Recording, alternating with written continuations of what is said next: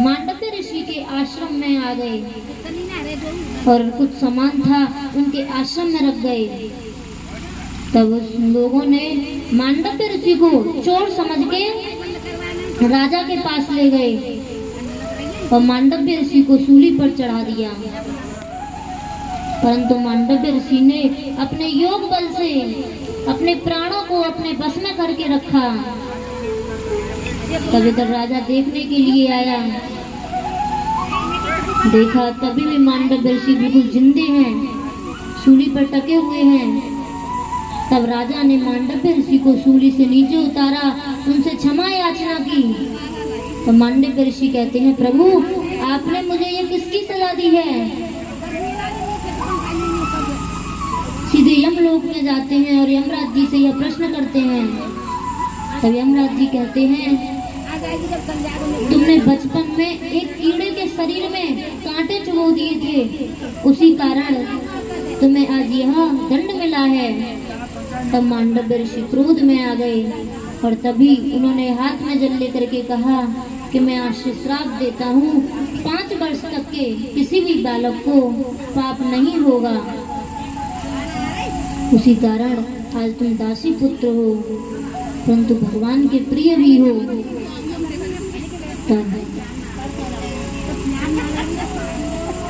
एक बार भगवान ब्रह्मा जी के पूर्व आत्माओं के आत्मा परमात्मा, उनके मन में एक से अनेक होने की इच्छा प्रकट हुई।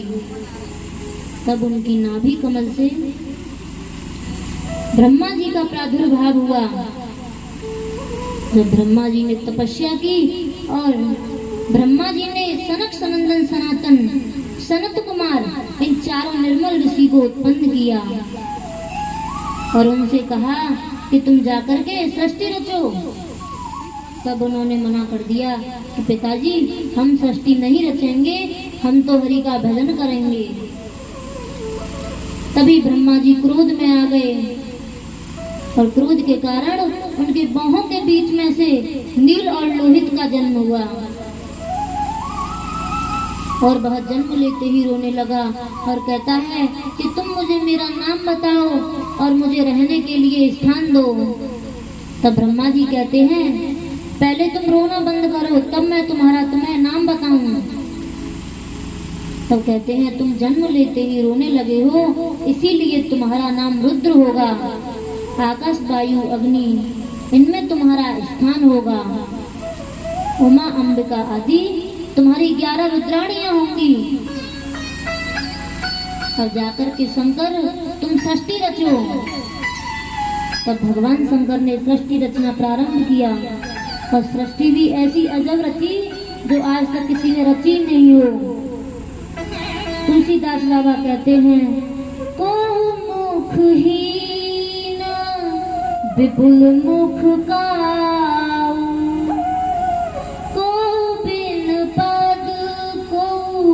बिन पद पाऊं, को नयन बीना, दृष्ट पुष्ट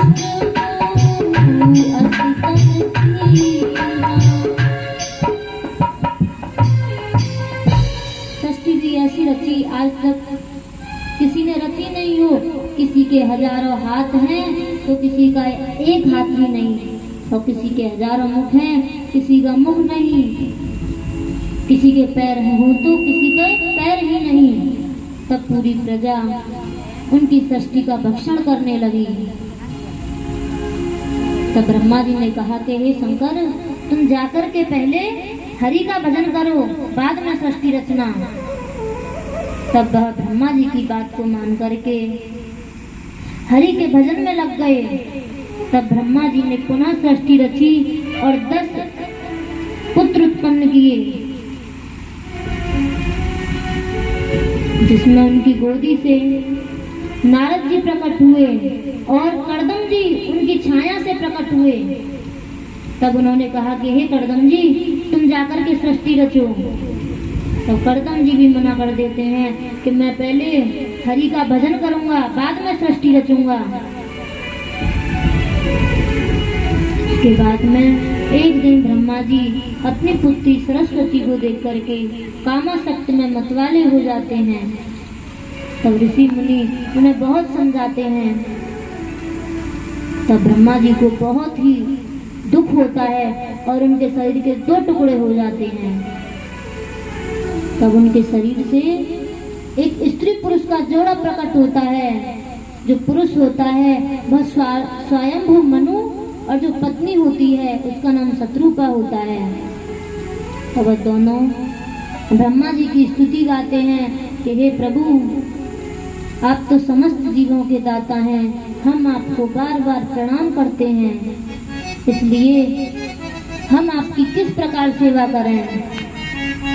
तब ब्रह्मा जी कहते हैं कि तुम पहले सृष्टि रचो और मैं तुमसे बहुत ही प्रसन्न हूँ।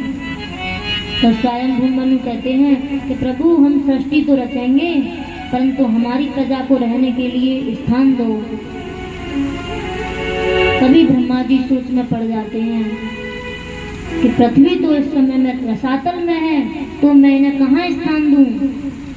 तब इस प्रकार सोच विचार कर रहे हैं, तभी उनकी नासिका क्षेत्र से एक अंगूठे की बराबर बराह शिशु प्रकट हो जाता है। बोलिए बराह भगवान